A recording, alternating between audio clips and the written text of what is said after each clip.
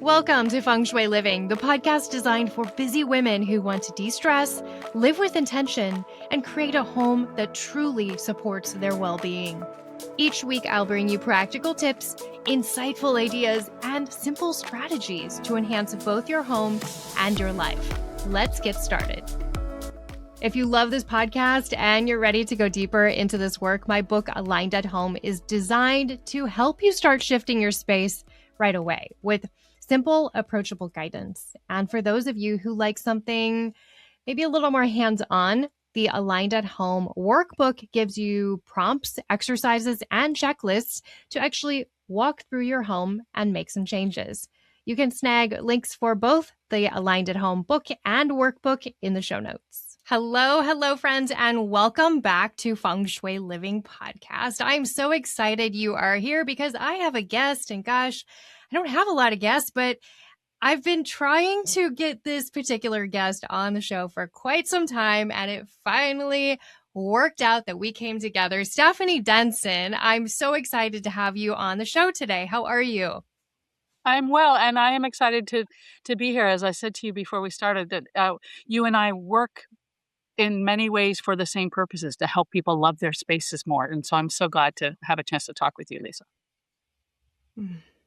Well, I'd like to share a little bit about Stephanie. She's the founder and lead organizer with Spirit and Space, a professional organizing company that helps clients who seek orderly, aesthetically pleasing spaces. From whole home downsizing and move preparation to creating order and organizational systems in targeted areas, Stephanie and her team work closely with clients to create a home they love. She is also a collectibles advisor, helping clients identify and sell items of value.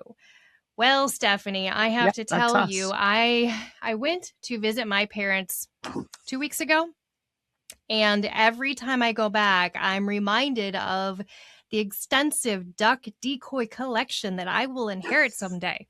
Tell me about the solution and what I should tell my father about these duck decoys. Actually, I have a client on the South Side who has duck decoys, and I checked in with my auction representative. I sell to over 50 dealers, and I also have national selling partners. And the comps at auction were a good indicator that I need to take those to be sold on the global market. Interesting. Well, we're going to get into all kinds of stuff today. I know that you and Spirit and Space you've been doing this work for quite some time now. What drew you into professional organizing in the first place? Interestingly, I was in human resources for 20 years, and around 2019, the end of 2019, it all sort of came to me, ironically, in the shower. My sister's a professional organizer in Philadelphia, so I had been talking with her about her business, and we both grew up in the same house with the same mother who knows her stuff about organizing and likes to make a house look good. So during the pandemic, staffing got to be really hard. I was working on a really difficult tech project, and I had assumed I would do this in my retirement.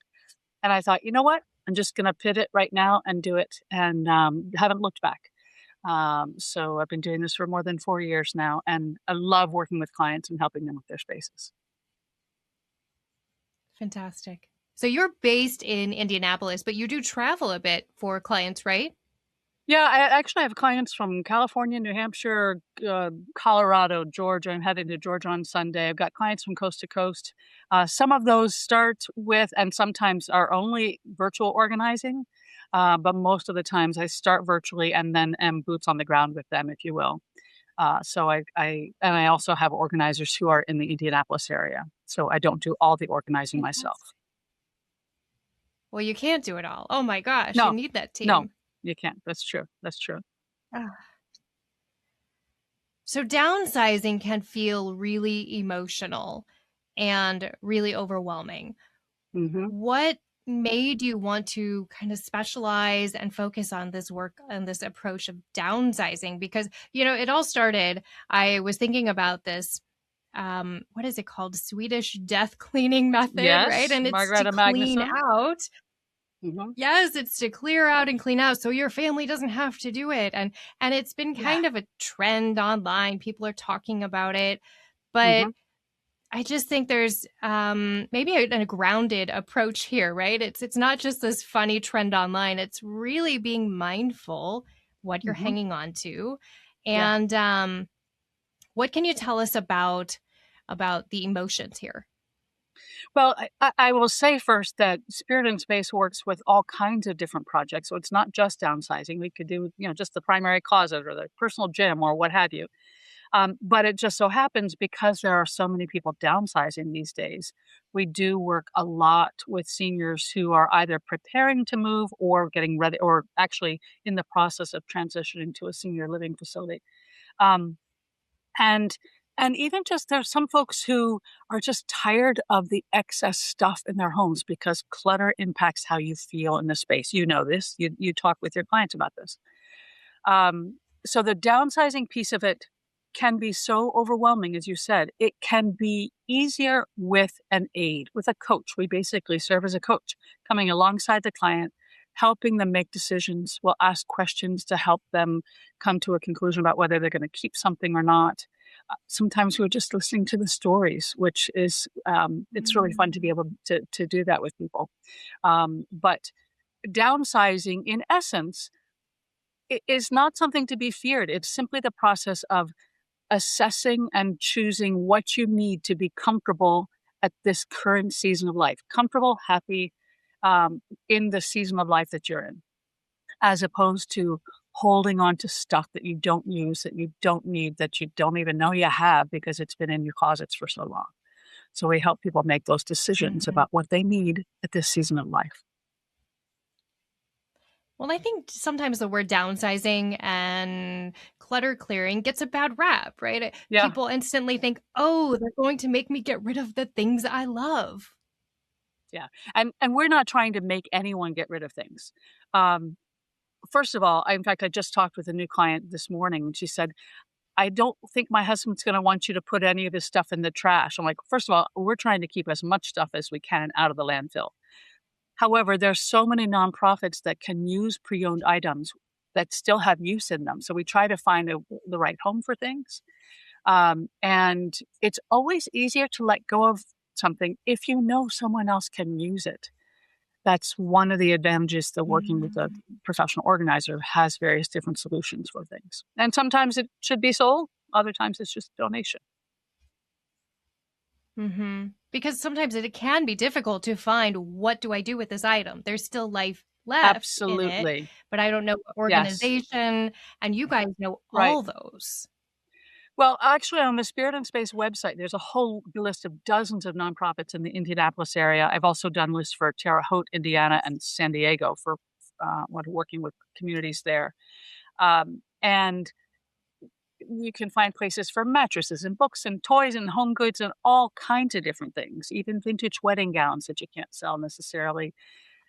I love being able to Wow. give clients resources for their unused items that still have use in them.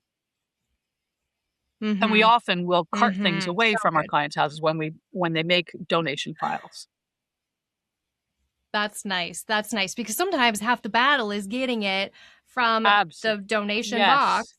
to your Yes. car and then to the donation facility. Absolutely. And it's not all about trash and recycling or trash and Goodwill. I mean, Goodwill does some really good work in the world, but there's so many other places. And even some clients don't even know that electronics can be recycled responsibly to keep them out of the landfill.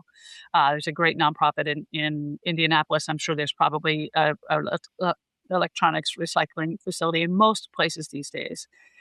But instead of throwing that old charger in the trash, let's get it recycled responsibly. I'm curious when someone's downsizing and they have items that truly are valuable, how do you help them figure out what's worth keeping versus what's better to pass on or sell or do something else with? Well, first of all, for many people, they are hoping that their children or other families will want items of value. In older generations, there was an assumption that linens, china, crystal, silver, that kind of stuff would pass down. And these days, many younger generations don't want that material. They're entertaining more casually. They don't want the older styles, although people are getting into vintage, of course. But so first of all, I try to identify what the client's goals are. For some clients, they don't care about getting the money. They just want items to go into the right hands and be used and have a new life. So there are tools that I teach my clients to do. In fact, I do presentations about understanding the value of your treasures and how you can use Google Lens to begin to get some data, look at some various different sites to get data for what things are worth. Sometimes I'm the voice of reality, letting people know that Ooh. figurine or the collection of Royal Dalton Christmas plates that you thought you were going to get a lot of money for it. You can't get a lot of money for it. There's so many people downsizing these days that the market is flooded, and that has impacted pricing. So I'm working with the client to identify what really does Mm. have value. Typically speaking, the most Okay. valuable items coming out of houses these days are silver, coins, and jewelry. And I work with those materials extensively. But there's so much else that people are letting go of. And it's helpful to have a variety of solutions for whether selling it to resellers or taking it to auction, working with wholesale dealers, et cetera. So there are a lot of different solutions for things when people are ready to let go. There's no one right way to approach a project like that. Many times we start with the biggest pain point, the space that is driving the client the most crazy, knowing, oh my gosh, that attic storeroom is really weighing on me and I know I need help with it. So maybe we start in that attic storeroom. Typically for a downsizing project, especially if people are working on their own, it's helpful to start small because it gets easier the more you do it. So the momentum builds, and it might be helpful to let some of that momentum build and get some wins under your belt before you address the really sentimental items. I will often Okay. ask clients, especially when we get to the sentimental stuff, when was the last time you used it? When might you use it again?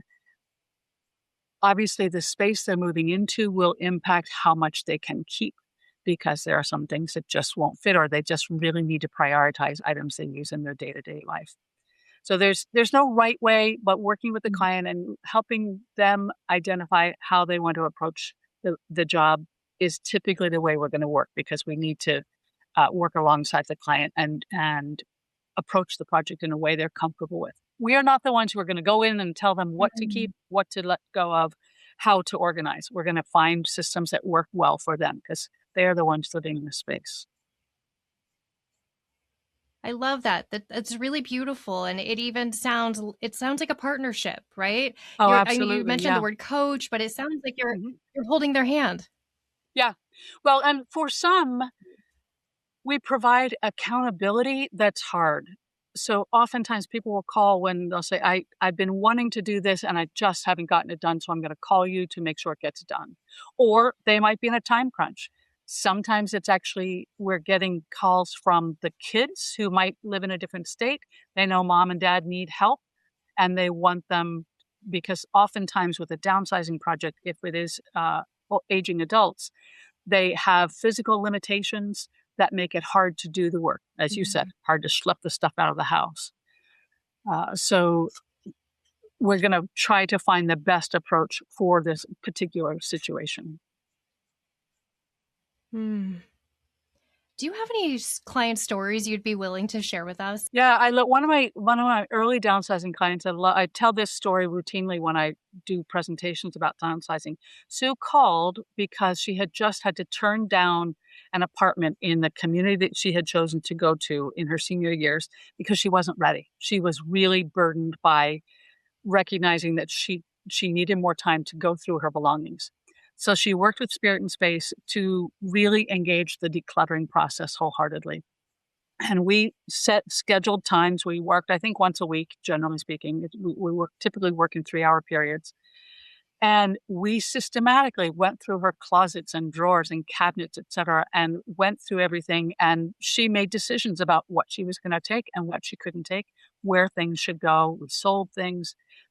And about 3 months into the project, the community that she wanted to move to called again and said, "Okay, we have the two-bedroom apartment on the garden. Can you do it?" She was able to say yes. So we finished the decluttering process. I helped her do some space planning for her new apartment, connected her with movers and with a designer who could help her make all the decisions that she had to make. And then on day one, we unpacked her. So she was in her space. She knew what was going to fit because we had done the three-dimensional space planning, and she could not have been happier. And she was so relieved. Sue is one of those folks who took the responsibility to do what she could when she could. It was a gift to herself, but also Mm. to her kids. Too many people don't get to that part because they avoid it, they deny that things are changing, and suddenly there's a crisis and they've got to make decisions quickly. It takes the agency away from Mm. them. And so it was really nice to work alongside Sue as she was preparing for this move, and then to see her settled without all the boxes around on day one was really nice. And we went back a couple of times to help her get organizational systems in place.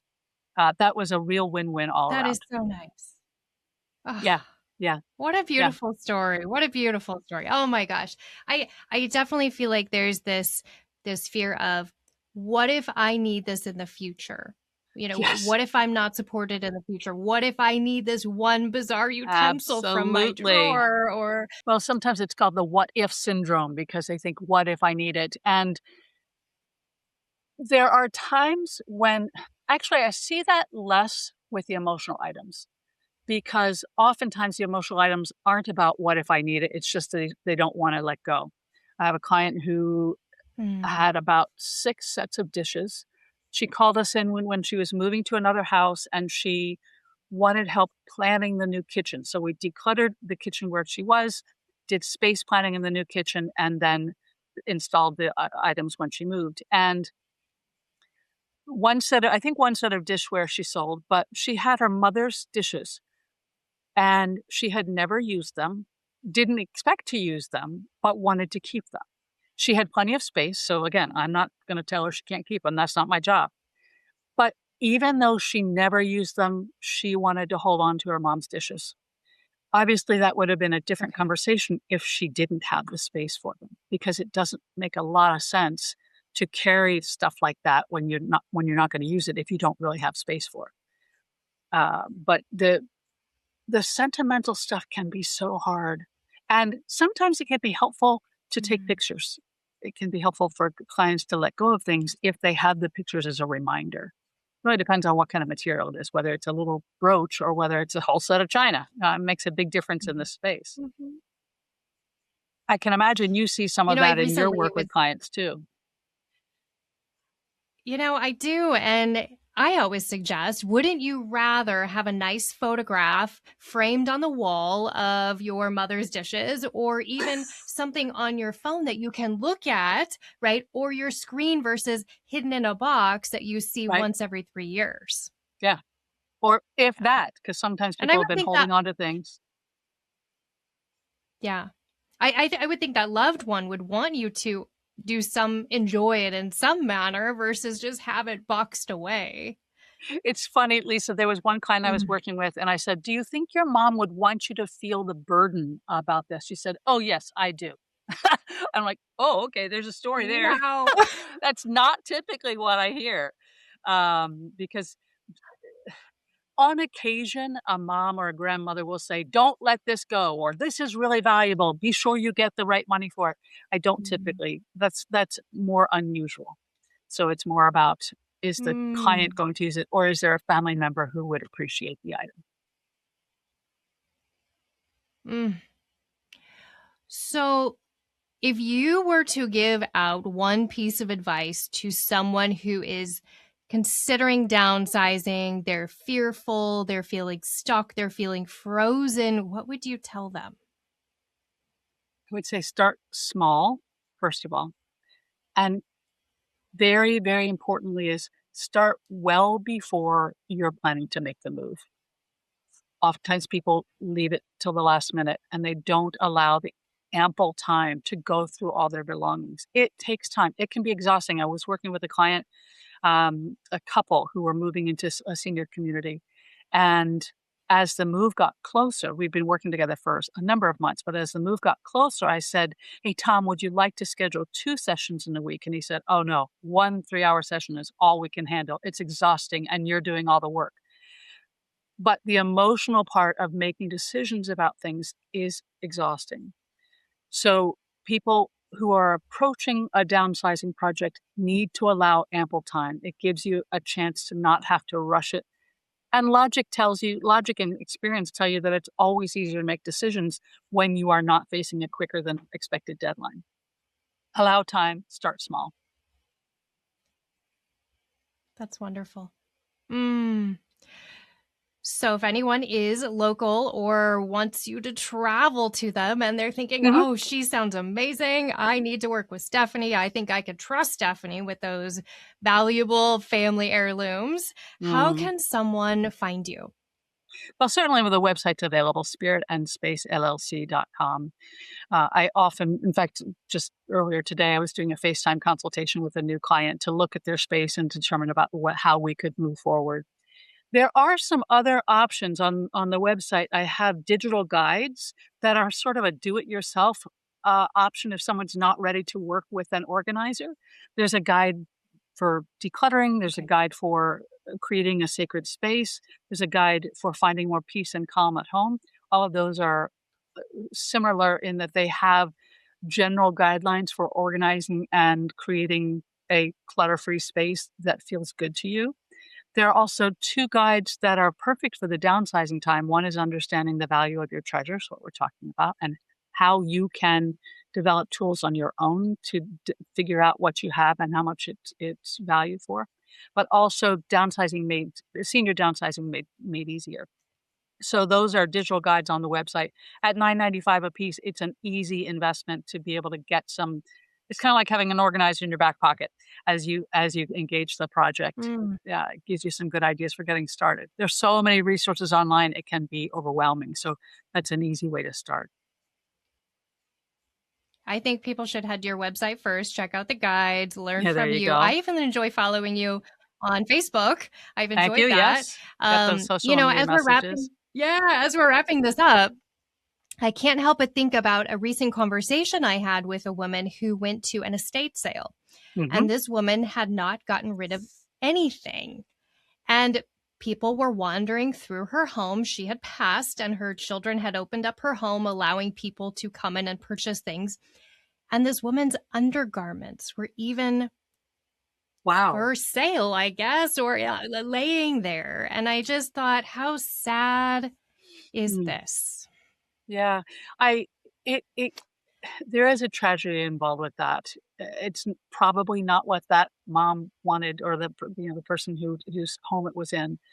And I really encourage people to take responsibility for those decisions ahead of time. The death cleaning in Swedish, the translation is something about tidying your home before you think it's time to leave the planet. And if people can recognize it well before it's time to leave the planet, they can take steps to begin to find homes for things that they aren't using. And a simpler life is easier to manage. It allows time for more things. So if people can step out from the burden of having all that stuff, they will have times for other things in life that bring them more joy. Ooh, that's such a great way to put that. Stephanie, I'm just overcome with this essence that you exude of care and Mm. kindness and wanting to go in holding someone's hand, and it's just so special. The work we do it's an honor to work alongside our clients, and so I'm glad that comes through even just in our podcast because it's the way we want. It's one reason why the company is called Spirit and Space. Our goal is to come alongside the client, help them find more joy in their space, and do it in a way that lifts their spirits. And it can be really delightful to work with clients and and see the results of the work that we do, and see people being more at peace in their space and more calm in their space, just like the work you do, Lisa. Mm. Well, with that, I think we will wrap things up for now, but I'm hoping you'll come back on and chat again and we'll dive deeper into this topic. That'd be great. Thank you so much. Wonderful. Thank you, Stephanie. Thank you, everyone, for checking out this episode. We will have more to come, more interviews this summer. It's going to be a great summer learning all about organization and getting into those nooks and crannies of our homes. Thank you again, Stephanie, and everyone. I will see you at our next episode. Special thanks to our sponsor, Elevated Living School of Holistic Design and Feng Shui. For more information, head over to the show notes. If you enjoyed this episode, be sure to subscribe, give us a 5-star review, and share this episode with a friend. We'll see you next time.